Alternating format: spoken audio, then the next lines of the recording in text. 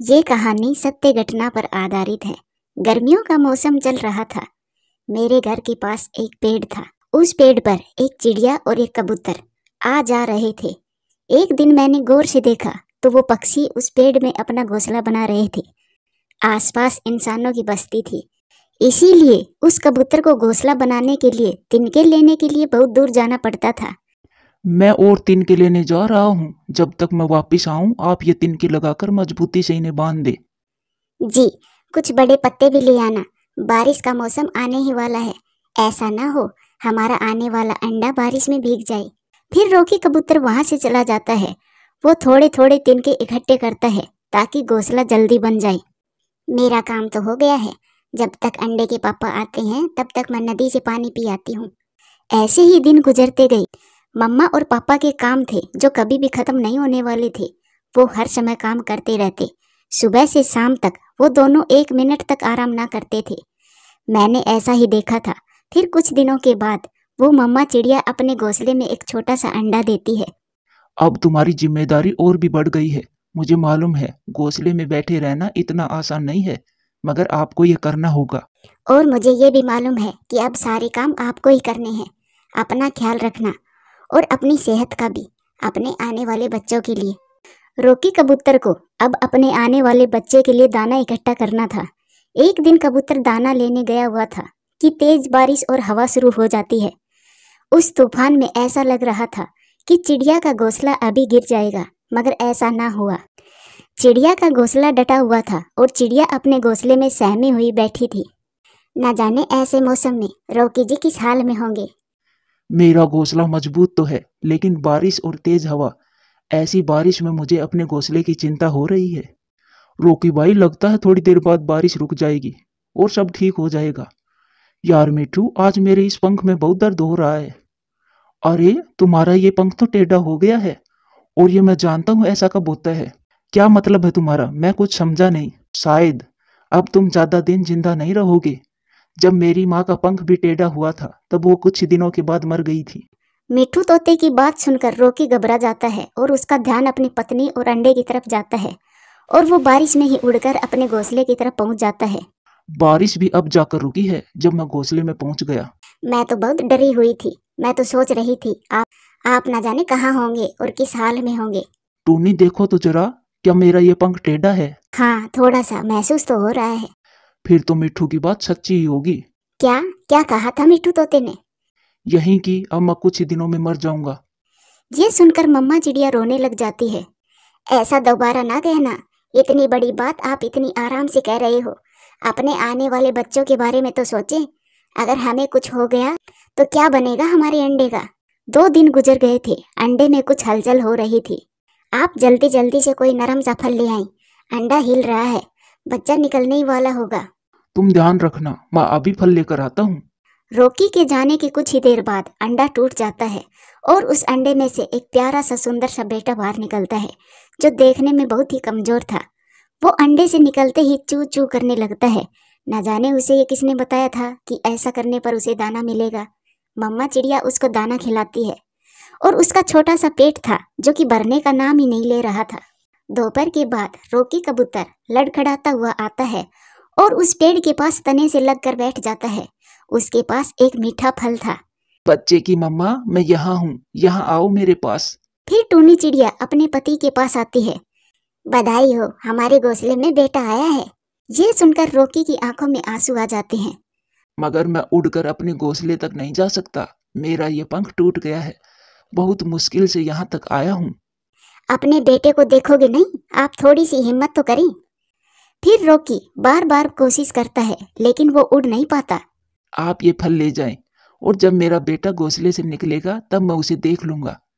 वो कबूतर बेजान सा होकर वहीं बैठ जाता है और मम्मा चिड़िया वो फल लेकर अपने घोंसले में चली जाती है।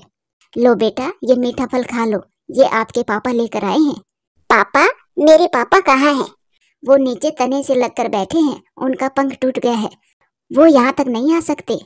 अब तो मम्मा चिड़िया के काम और भी बढ़ गए थे। मैंने सोचा अब वो मम्मा चिड़िया दाना लेने अकेली कैसे जाएगी। इसीलिए कुछ चावल के दाने मैंने पेड़ के पास रख दिए। इंसानों से पक्षी डरते हैं, मगर जब मैंने चावल पेड़ के पास रखे तो वो कबूतर बिल्कुल भी नहीं डरा, वो तो यूं ही बैठा था। अब तो वो चिड़िया अपने पति पर जरा भी ध्यान ना देती। वो अपने घोंसले से निकलती और चावल का दाना लेती और अपने घोंसले में चली जाती। शायद अब मम्मा चिड़िया के पास समय ही नहीं था। चावल तो वहाँ था, मगर फिर भी मम्मा चिड़िया अपने घोंसले से निकलकर दूर जंगल की तरफ जरूर जाती थी। शायद कुछ भोजन उसके बच्चे के लिए जरूरी था जो वो लेने जाती थी। उसी शाम वो कबूतर अपने घोंसले की तरफ बेबस नजरों से देखते हुए मर जाता है, मगर मम्मा चिड़िया फिर भी वहाँ नहीं आती। शायद सभी पक्षी ऐसा करते हों। ये देखकर मुझे बहुत हैरानी थी कि उस मम्मा चिड़िया के काम तो कभी खत्म नहीं हो रहे थे। वो सारा दिन इधर उधर आती जाती रहती थी। और फिर दूसरे दिन मैंने देखा कि चिड़िया का वो छोटा सा बच्चा घोंसले से नीचे गिर गया है। मुझे ये देखकर बहुत दुख हुआ। चिड़िया बेबस पेड़ पर बैठकर अपने बच्चे को देख रही थी, मानो वो किसी से मदद मांग रही हो। फिर मैंने उस बच्चे को उठाकर बड़े प्यार से उसे दोबारा उस घोंसले में रख दिया। बेटा, अब कोई शरारत ना करना, अगर दोबारा गिरे तो आप मर जाओगे। मम्मा, मम्मा मेरे सर पर चोट आई है, बहुत दर्द हो रहा है, मैं आपके लिए दवा लेकर आती हूँ। ऐसा कहकर मम्मा चिड़िया वहां से चली जाती है और मम्मा चिड़िया के जाते ही वो बच्चा दोबारा फिर से गिर जाता है और फिर वो दूसरी सांस भी नहीं ले पाता और वहीं मर जाता है। ये देखकर मुझे बहुत दुख हुआ, मगर प्रकृति के आगे किसी का जोर नहीं। मम्मा चिड़िया जब वापस आती है तो अपने बच्चे को मरा हुआ देखकर बहुत रोती है। और फिर अगले दिन मैंने देखा वो मम्मा चिड़िया उसी पेड़ के तने के पास लगकर बैठ जाती है जहाँ बैठे बैठे उसका पति मरा था। वो सुबह से शाम तक वहीं बैठी रहती है। जिसके पास सुबह से शाम तक 1 मिनट का समय नहीं था, आज उसे कोई काम ना था। आज वो अपने लिए दाना लेने भी नहीं जाती और वहीं बैठे बैठे अपनी जान दे देती है। मैंने ये सब देखकर बहुत कुछ सीखा। जिंदगी बहुत छोटी सी है, अपने रिश्तों से प्यार करें, क्या पता कब कौन बिछड़ जाए। प्यारे दोस्तों, वीडियो अच्छी लगे तो लाइक करें, शेयर करें, कमेंट्स करें और हाँ, चैनल को सब्सक्राइब करें। टूनी चिड़िया तेज बारिश में अपने टूटे फूटे घोंसले में अपनी बेटी के साथ बैठी हुई थी। मेरी बेटी ठीक है ना? हाँ मम्मा, मैं तो बारिश से बची हुई हूँ, मगर आपको ठंड लग रही होगी, आपके तो पंख भी गिल्ले हो गए हैं। चिंकी बेटी, ये एक माँ का फर्ज होता है कि वो गर्मी, सर्दी, धूप और छाँव में अपने बच्चों की रक्षा करे। गोरी कभी उड़ती हुई चिड़िया के पास आती है। टूनी चिड़िया, सब पक्षी बड़े पेड़ के नीचे बैठे हुए हैं और सब ये जंगल छोड़कर दूसरे जंगल जा रहे हैं। तुम जल्दी से बड़े पेड़ के नीचे आ जाओ। गोरी बहन, मेरी तो छोटी सी बेटी है, मैं कैसे अपनी बेटी को लेकर इतनी जल्दी आ सकती हूँ? चिंकी को तो अभी उड़ना भी नहीं आता और ऊपर से बारिश भी हो रही है। तोते और कबूतर ने भेजा है कि मैं तुम्हें बता दूं, आगे तुम्हारी मर्जी, तुम्हें जो करना है करो। गोरी कभी वहाँ से चली जाती है। मम्मा, क्या अब हम बारिश में ही मर जाएंगे? सब पक्षी जा रहे हैं, हम अकेले यहाँ कैसे रहेंगे? बेटी, आप चिंता ना करो, मैं कुछ करती हूँ। फिर चिड़िया एक बड़ा सा पत्ता तोड़कर चिंकी के ऊपर रख देती है। आप यहाँ से बाहर मत निकलना, मैं कुछ लेने जाती हूँ। फिर चिड़िया जाती है, उसे केले का पेड़ दिखाई देता है और वो एक पत्ता तोड़कर उससे एक टोकरी बना लेती है और वापिस आ जाती है। उठो मेरी बेटी, अब इस टोकरी में बैठ जाओ। मम्मा, अगर मुझे उड़ना आता तो आपको ये सब ना करना पड़ता। बेटी, ऐसी बारिश में तो बड़े बड़े पक्षी भी बहुत मुश्किल से उड़ते हैं, आप तो अभी बहुत छोटी हो। फिर मम्मा चिड़िया अपनी बेटी को टोकरी में बैठाकर उसे बड़े पेड़ के पास ले जाती है। जब मम्मा चिड़िया बड़े पेड़ के पास पहुंचती है तो वहाँ कोई भी पक्षी नहीं था, सब जा चुके थे।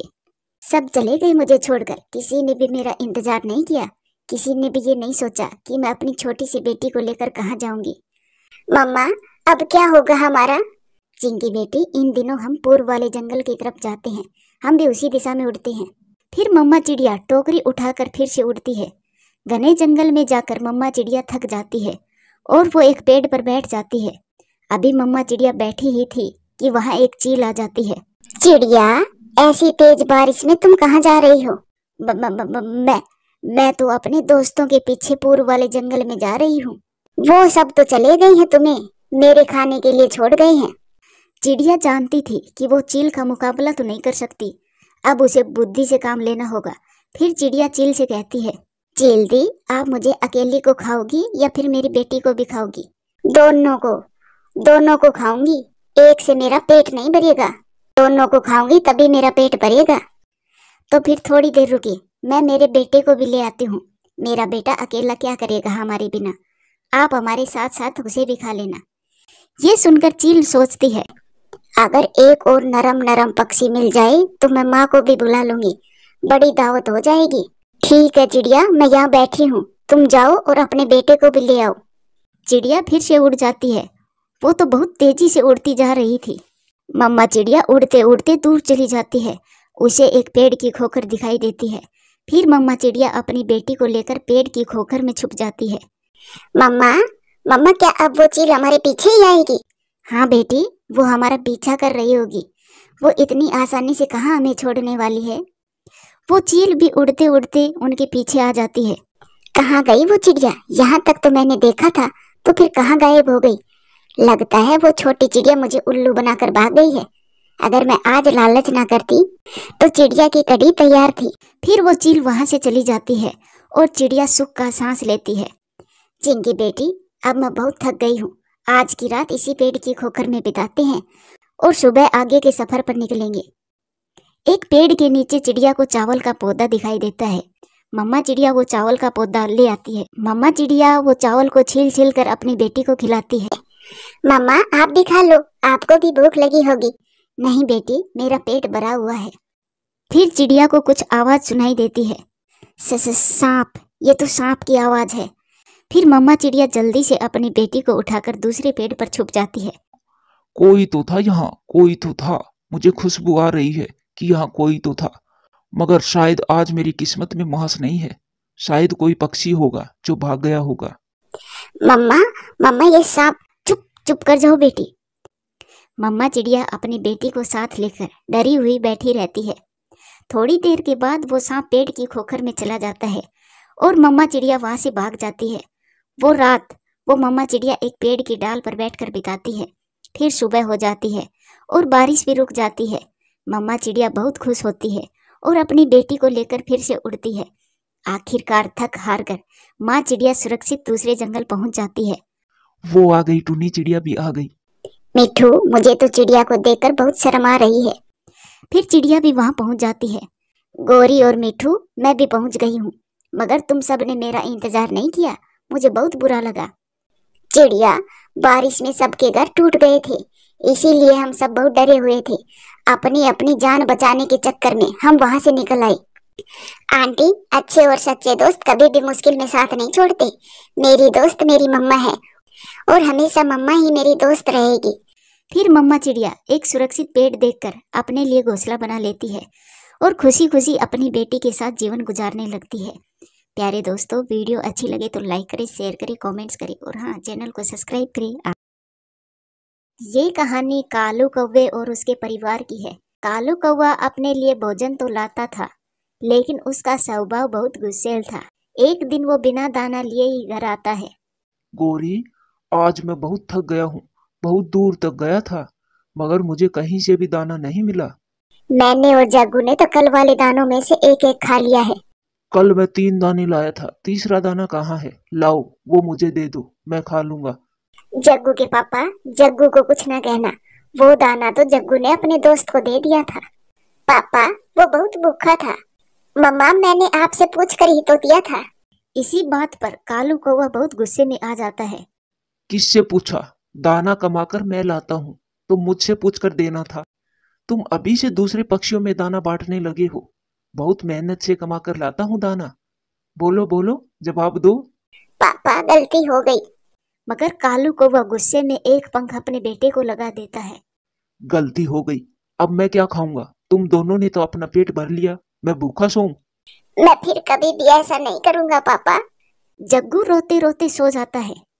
इतनी छोटी सी बात पर आपने अपने बेटे को मारा। इतना गुस्सा ठीक नहीं है आपकी सेहत के लिए। अब तक कालू कौवे का गुस्सा भी थोड़ा कम हो गया था। वो अपने बेटे के पास जाकर बैठ जाता है। पापा, आपने मुझे मारा, इसीलिए आप परेशान हैं। कोई बात नहीं पापा, आप मेरे पापा ही हो। पापा तो गुस्से में मार ही लेते हैं, बाद में प्यार भी तो पापा ही करते हैं। अपने बेटे की ये बात सुनकर कालू कौवा बहुत शर्मिंदा होता है। सुबह हो जाती है। हर रोज की तरह कालू कौवा दाना लेने के लिए अपने घर से निकलता है। आज वो उड़ते उड़ते बहुत दूर निकल जाता है। वो एक अनजाने जंगल में पहुंच जाता है। वो अनजान जंगल उसने पहले कभी भी नहीं देखा था। एक जगह से कालू कौवा को दाना मिल जाता है। ये जंगल तो बहुत घना है। यहाँ तो रास्तों का कुछ भी पता नहीं चल रहा। मैं किस दिशा से आया था, उस दिशा से या फिर इधर से? मैं उधर से, उन पेड़ों के पास से गुजर कर आया था। ऐसा कालू कौवा अपना रास्ता भूल जाता है और दूसरी दिशा में उड़ने लगता है। वो उड़ते उड़ते सब भूल जाता है। उसे तो दिशा समझ ही नहीं आ रही थी। शाम भी हो जाती है। वो थक हार कर एक पेड़ पर बैठ जाता है। मम्मा, मम्मा, पापा अभी तक नहीं आए। पापा ठीक तो होंगे ना? जग्गू बेटा, इन दिनों आपके पापा दाना लेने दूसरे जंगल जाते हैं। शायद उन्हें रास्ते में देर लग गई होगी। वो आने ही वाले होंगे। शाम से रात हो जाती है। कालू कौवा अकेला ही पेड़ पर बैठा इधर उधर देख रहा था। ठंड भी हो रही थी। उसे ठंड लगने लगी थी। उसे थोड़ी दूर एक घर नजर आता है। कौवा वहां जाता है और घर के दरवाजे पर दस्तक देता है। आप कौन? मैं कालू कौवा हूँ। मैं अपने जंगल का रास्ता भूल गया हूँ। ठंड बहुत हो रही है। क्या आज की रात आप अपने घर में रख लोगी? इस घर में मैं और मेरा बेटा रहते हैं। आप रात गुजार सकते हैं। फिर कौवा खुशी खुशी उसके घर के अंदर चला जाता है। आप ये दाना वहाँ रख दे, कल जाते वक्त ले जाना। अब तो आप ये मीठा फल खा लो। कालू कौवा अपना दाना दूसरी तरफ रखते हुए वो मीठा फल खा लेता है। अगर आपको दाना खाना है तो आप खा सकती हैं। नहीं नहीं, इस जंगल में बहुत फल है। सूखा दाना हम नहीं खाते। आपका बेटा बहुत सुंदर है। वैसे आपका नाम क्या है? मेरा नाम चंपा है। आप इस घोंसले में सो सकते हैं। मम्मा, ये कौन है? बेटा, ये भी हमारी तरह कौवा ही है। रास्ता भूल गया है। फिर वो सब सो जाते हैं। कालू कौवा नरम नरम घोंसले में लेटा हुआ था और वो सोच रहा था, ये घोंसला तो बहुत नरम है। ऐसा घोंसला तो कभी घर में भी नहीं दिया गौरी ने। और इस जंगल में फल भी बहुत है। इस जंगल में आसानी से जीवन गुजारा जा सकता है। गौरी कभी सारी रात अपने पति का इंतजार करती है। वो सारी रात घर के बाहर बैठी रहती है। सुबह हो जाती है। गौरी कभी चिड़िया के पास जाती है। चिड़िया बहन, मेरा कालू रात से घर नहीं लौट कर आया है। मुझे बहुत चिंता हो रही है अपने पति की। गौरी, मैंने सुना है कि कौवे कभी रास्ता नहीं भूलते। शायद वो आपको छोड़कर कहीं चला गया है। नहीं चिड़िया बहन, कालू कभी भी ऐसा नहीं कर सकता। वो मुझे तो छोड़ सकता है, लेकिन अपने बेटे को कभी नहीं छोड़ सकता। वो जरूर रास्ता भूल गया होगा। वो आज शाम तक शायद लौट कर आ जाएगा। आपको कैसा लगा मेरा घर? अगर आप चाहें तो इस घर में मेरे साथ रह सकते हैं। यही तो कालू कौवा चाहता था। अगर आप मुझे यहाँ रख ले तो मैं बहुत खुश रह सकता हूँ। मुझे तो यहाँ एक रात गुजार कर ही ऐसा लगा जैसे आप मेरे अपने ही हो। हम भी कौवे और तुम भी कौवे, अपने ही जाति के हुए ना। बेटा, आप घर में ही रहना। मैं और आपके अंकल फल लेकर आते हैं। फिर कालू कौवा और चंपा कौवी फल लेने चले जाते हैं। हर तरफ फल ही फल देखकर कालू कौवा तो पागल हो रहा था। फिर उसके बाद कालू कौवा चंपा कौवी के साथ रहने लगा था। उधर गौरी कौवी भी दाना खुद लाने लगी थी। वो जान गई थी कि उसका पति या तो मर गया है या फिर उसे छोड़कर गया है। धीरे धीरे चंपा कौवी वाले जंगल में भी फल खत्म हो जाते हैं। कालू, अब दाना तुम्हें ही लाना होगा। मैं तो कभी भी दूसरे जंगल नहीं गई हूँ। चंपा जी, मैं ले आऊंगा दाना। आपने मुझे घर में रखा है, इज्जत दी है, प्यार दिया है। मैं भी अपना फर्ज निभाऊंगा। कालू कौवा वहां से उड़ता है और वो तो ये भी भूल गया था कि उसका एक बेटा भी है। वो तो उसी जंगल का होकर रह गया था। वो दाना लेकर घर जाता है। सूखा दाना देखकर चंपा कौवी का बेटा चीखने लगता है। सूखा दाना? मम्मा, मम्मा, ये नौकर सूखा दाना लेकर आया है। मैं नहीं खाऊंगा ये सूखा दाना। ये बात सुनकर कालू कौवे को गुस्सा आ जाता है और वो चंपा के बेटे को एक हल्की सी लगा देता है। मैं नौकर नहीं हूँ तुम्हारा। बेशरम बेहया, तुमने मेरे बेटे को मारा। चंपा जी, आपने सुना नहीं? इसने मुझे नौकर कहा है। नौकर नौकर नौकर, अब मार के दिखाओ। मैं जान से मार दूंगा बेगैरत कौवे को। नौकर कहीं के। चलो निकलो यहाँ से, निकलो। मेरे घर से बाहर निकल जाओ। मेरे ही घर में रहकर हमें ही आंख दिखाते हो। दबे पाव कालू कौवा वहां से निकल जाता है। वो रास्ते में जाते हुए सोच रहा था कि वो उसका परिवार ही था जो उसका गुस्सा भी बर्दाश्त करता था। अगर वो दाना लाता था तो उसका बेटा और उसकी पत्नी इज्जत भी करते थे, मगर पराये तो पराये ही होते हैं। फिर कालू कौवा एक पक्षी से रास्ता पूछता है और वो फिर से उड़ता है, और फिर एक कबूतर से रास्ता पूछता है और वो फिर से उड़ता है, और आखिरकार अपने जंगल में पहुंच जाता है। और घर जाते ही वो अपने बेटे को गले से लगा लेता है। पापा आ गए, मेरे पापा आ गए, मम्मा मेरे पापा आ गए। आप कहाँ चले गए थे कालू जी? कालू कौवा रोते हुए कहता है, मैं भूल गया था, मैं सच में भूल गया था। मैं सच में रास्ता भूल गया था और बहुत दूर चला गया था, और फिर मुझे मालूम हुआ कि सही रास्ता क्या है, और फिर जल्दी ही वापस घर लौट आया। कालू जी, सुबह का भूला हुआ अगर शाम को घर लौटाए तो उसे भूला हुआ नहीं कहते। हाँ गौरी, सची कहा। घर भी अपना और परिवार भी अपना। प्यार अपनों से ही मिलता है, गैरों से नहीं। फिर वो सब खुशी खुशी अपना जीवन गुजारते हैं। प्यारे दोस्तों, वीडियो अच्छी लगे तो लाइक करें, शेयर करें, कमेंट्स करें।